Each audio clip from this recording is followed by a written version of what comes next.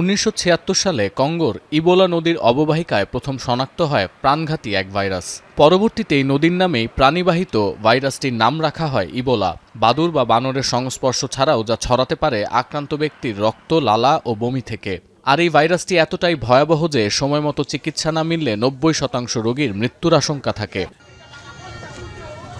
সবশেষ গেল ডিসেম্বরের পর আবারও মধ্য আফ্রিকার দেশ গণপ্রজাতন্ত্রী কঙ্গোতে ব্যাপক হারে ছড়িয়ে পড়েছে প্রাণঘাতী ইবোলা ভাইরাস, যা দেশটিতে ইবোলার 17তম সংক্রমণ। তবে সবচেয়ে আশঙ্কার কথা, এখনও পর্যন্ত আবিষ্কার হওয়া 6টি স্ট্রেইনের মধ্যে কঙ্গোতে ছড়িয়েছে বুন্দিবুগিও নামের নতুন এক ধরন, যার ভ্যাকসিন আবিষ্কৃত হয়নি।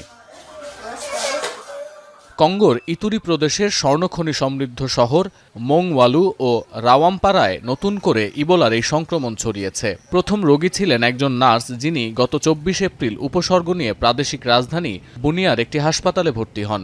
এরপর থেকে পূর্বাঞ্চলে অত্যন্ত ছোঁয়াচে ও রক্তক্ষরণকারী জ্বরে আক্রান্ত প্রায় 250 জন রোগীর শরীরে ইবোলা ভাইরাস শনাক্ত হয়েছে।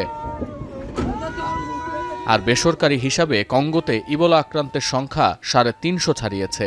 এছাড়া সরকারি হিসেবে শনিবার পর্যন্ত ইবোলায় আক্রান্ত হয়ে প্রাণ গেছে অন্তত 80 জনের। ইবোলার বিস্তার ঠেকাতে আক্রান্তদের সংস্পর্শে আসা ব্যক্তিদের খুঁজে বের করার আপ্রাণ চেষ্টা চালাচ্ছেন স্বাস্থ্যকর্মীরা। ইতুরি প্রদেশের সঙ্গে উগান্ডা ও দক্ষিণ সুদানের সীমান্ত থাকায় খনি শ্রমিক ও সাধারণ মানুষের নিয়মিত যাতায়াতের কারণে ভাইরাসটি দ্রুত ছড়িয়ে পড়ার উচ্চ ঝুঁকিতে রয়েছে। ইতোমধ্যে উগান্ডার রাজধানী কাম্পালায় কঙ্গো থেকে আসা এক ব্যক্তির শরীরে ইবোলার সংক্রমণ পাওয়া গেছে। পরবর্তীতে এই ব্যক্তির মৃত্যুও হয়। কঙ্গোর স্বাস্থ্যমন্ত্রী স্যামুয়েল রজার কাম্বা জানিয়েছেন, ইবোলার নতুন স্ট্রেইন বুন্দিবুগিওর সংক্রমণের হার অত্যন্ত ব্যাপক, তাই পরিস্থিতি আরও ভয়াবহ হতে পারে।